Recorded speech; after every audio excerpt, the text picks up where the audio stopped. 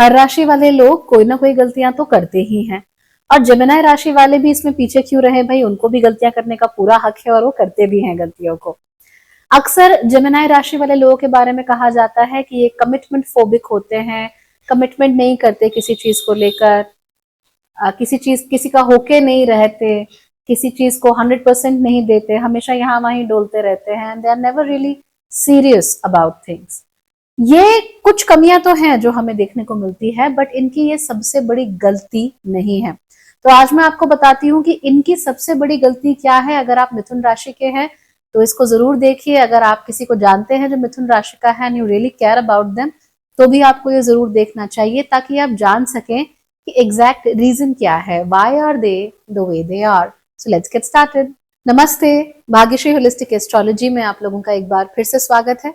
यहाँ पर हम बात करते हैं पॉजिटिव, इंस्पायरिंग और होलिस्टिक एस्ट्रोलॉजी की, यानी कि एक ऐसा ज्योतिष जो कि आपके पॉजिटिव पॉइंट्स को मैक्सिमाइज कर सकता है और आपके नेगेटिव पॉइंट्स को मिनिमाइज करने में आप लोगों की मदद भी कर सकता है। आज हम बात करने वाले हैं कि मिथुन राशि वाले कौन सी सबसे बड़ी गलती करते हैं। सबसे पहले तो ये जान लीजिए कि मिथुन राशि एक एयर एलिमेंट की राशि होती है, उसमें भी पहला एयर एलिमेंट, यानी इमेच्योर एयर इसको कह सकते हैं। साथ ही साथ इनके जो स्वामी हैं वो बुध हैं। अब बुध की खास बात क्या होती है कि वो कभी भी एक जगह टिक कर नहीं रहते, हमेशा यहाँ से वहां, वहां से यहाँ डोलते ही रहते हैं, never stationary at one place. अब ये जो स्टेशनरी नहीं हो पाते हैं एक जगह पर, उसकी वजह से उनको बड़ी समस्याएं होती हैं, because Budh is constantly on the lookout for something new. Buddh को हमेशा कुछ नया चाहिए, कुछ फ्रेश चाहिए, कुछ इंटरेस्टिंग चाहिए। तो इस वजह से बुद्ध के साथ रहना बड़ा मुश्किल हो जाता है, क्योंकि उनको अगर कंसिस्टेंटली नई चीजें ना मिलती रहे, दे गेट मैड। सो यही चीज जो है ये जड़ होती है हमारे जेमिनी व्यक्ति के लिए उसकी मुसीबतों की भी। दरअसल बात यह है कि मिथुन राशि वाले जो भी लोग होते हैं वो हर चीज को बुद्ध की नजर से देखते हैं। अब बुद्ध की नजर कैसे होती है, रैशनलाइज करने वाली, लॉजिक देने वाली, बातें करने वाली और फटाफट कोई भी काम कर देने वाली तेजी में।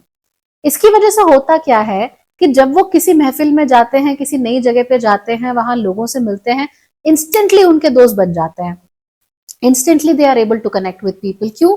क्योंकि बातें ही तो करनी है, फिगर आउट करना है क्या चल रहा है।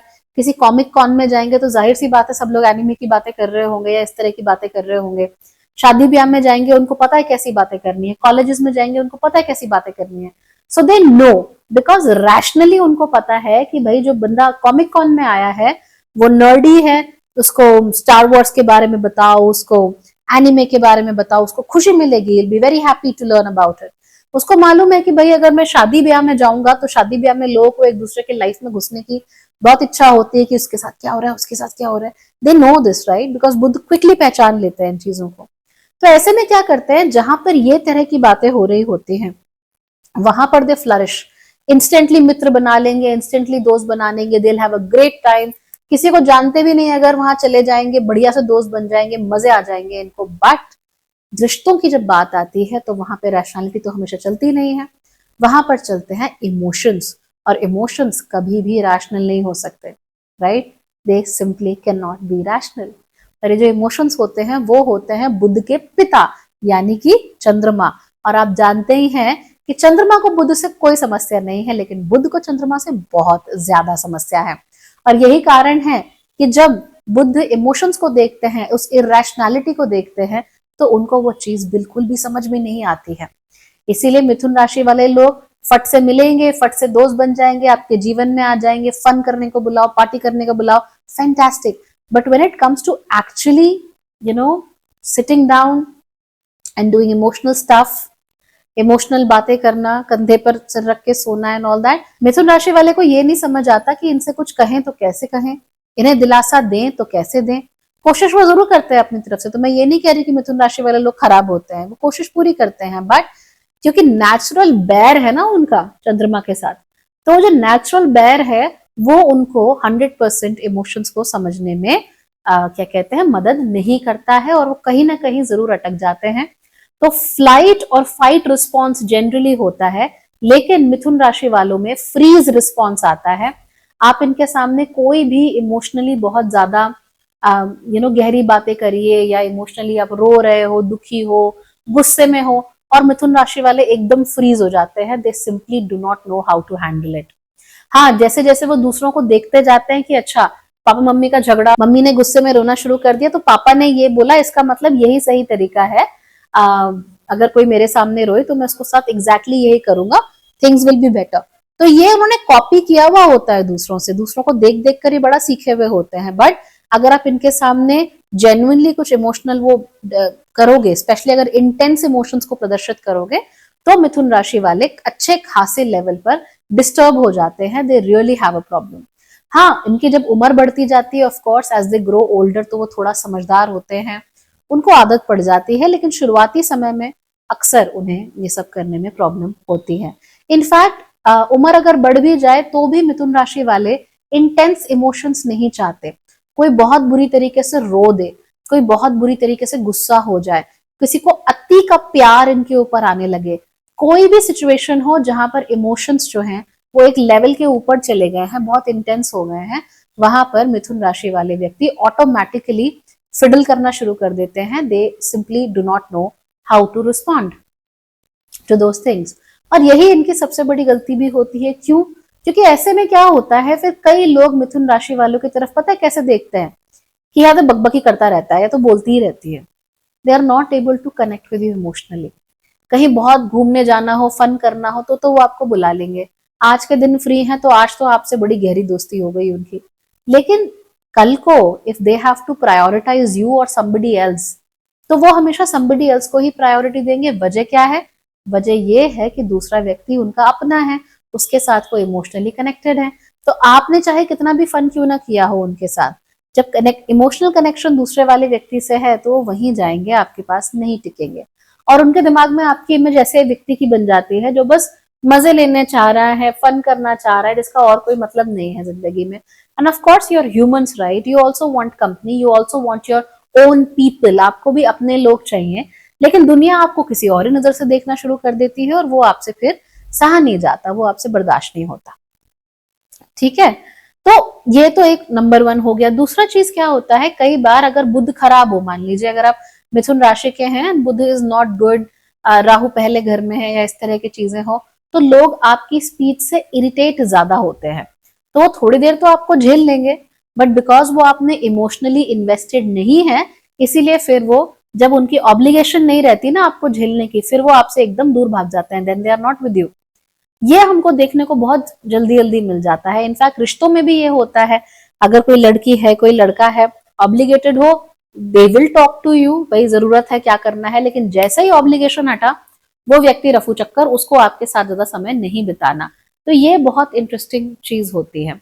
और याद रखिए एक चीज, योर मिथुन राशि पीपल, आपको लगता है कि दुनिया रैशनैलिटी के आधार पर, प्रेम के आधार पर, अच्छी बातचीत के आधार पर, शिष्टाचार के आधार पर चलती है, जो कि बहुत सही है। लेकिन डीप डाउन हर चीज इसलिए हो रही है because we are emotional about it, है ना? अपना बच्चा कितना भी बड़ा कांडी हो, हम झेल लेते हैं। क्यों झेल लेते हैं? क्योंकि अपना है, इमोशनली उसके साथ अटैच्ड है। दूसरे के बच्चा अगर हल्का सा कुछ गलत कर देता है तो उसको लेकर हम बिल्कुल बैलिस्टिक हो जाते हैं। वजह क्या है? अपना नहीं है, इमोशनल इन्वेस्टमेंट नहीं है। खुद जब हम कोई गलती करेंगे तो वो गलती हम माफ कर देते हैं, कहते ठीक है चलो कोई बात नहीं। Why? Because we love ourselves, we are emotionally invested in our well being. लेकिन कोई सेलिब्रिटी अगर वही गलती कर देता है तो फिर उसके पीछे हम हाथ धो के पड़ जाते हैं, उसका चरित्र हनन करने लगते हैं, उसको बिल्कुल ही बेकार घोषित कर देते हैं। तो क्यों करते हैं? इसलिए करते हैं क्योंकि हमारा कोई इमोशनल इन्वेस्टमेंट नहीं है। या चलो सेलिब्रिटीज की बात आ ही गई है, तो मेरा हीरो तेरे हीरो से बेहतर क्यों है? क्योंकि भाई मैं अपना जो हीरो है, जिनको हम मानते हैं, उसमें मैं इमोशनली इन्वेस्टेड हूँ। तो अगर वो बेकार से बेकार मूवी बनाए तो भी जाके तो देखनी है। अगर घटिया मूवी है, पता है, उसके बाद भी आपका प्यार तो उनके लिए कम नहीं होता, फिर भी उन्हें सोशल्स पे फॉलो किए जा रहे हो, फिर भी आप उनके जीवन में क्या चल रहा है देख रहे हो। क्यों? Because of emotionality.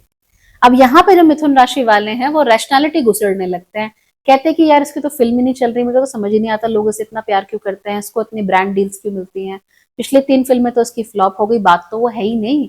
बात यह है कि लोगों के साथ इस व्यक्ति का एक इमोशनल कनेक्शन है, और वो जो इमोशनल कनेक्शन है उसको हम हटा नहीं सकते, उसको हम एक्सप्लेन नहीं कर सकते।